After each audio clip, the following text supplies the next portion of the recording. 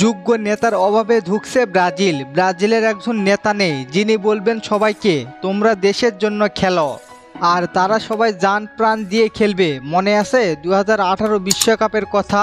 Martinez যখন chance পায়নি, Martinez বলেছিলেন আগামী বিশ্বকাপে আমি মেসিকে সাহায্য করতে চাই, আমার জীবনের বিনিময়ে হলেও মেসির হাতে বিশ্বকাপ দেখতে চাই। ডিপল বলেছিল আমরা মেসির জন্য খেলতে যাব। আরও আছে ওটামেন্ডি শরীরে মেসির ট্যাটু করা। আর্জেন্টিনার প্রতিটা প্লেয়ার ঠিক এই জায়গায় আটকে ছিল, সেইটা হলো নেতার অভাব। যদি 2014 বিশ্বকাপে মেসিকে যদি নেতা মানত, বিশ্বকাপ 14 আর্জেন্টিনার ঘরে যেত।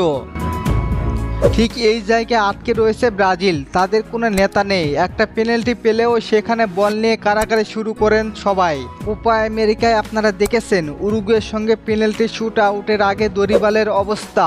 আত্মবিশ্বাস না থাকার কারণে ভালো খেলেও লাভ হচ্ছে না ব্রাজিল দলের ঠিক একজন বিশ্বস্ত কোচ দরকার, নেতা দরকার যাকে সবাই সম্মান এবং শ্রদ্ধা করবে। তার সিদ্ধান্ত ফাইনাল সিদ্ধান্ত, এবং একজনের জন্য সবাই খেলবে।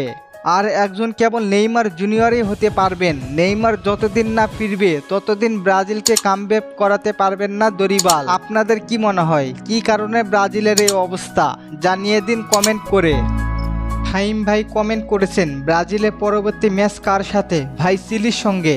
প্রণয় সাহা ভাই কমেন্ট করেছেন দরিবালের বদলি হিসেবে পেপ গাব্রিওলা বা জিতে আসলে আবারও আগের রূপে ব্রাজিল ফিরবে।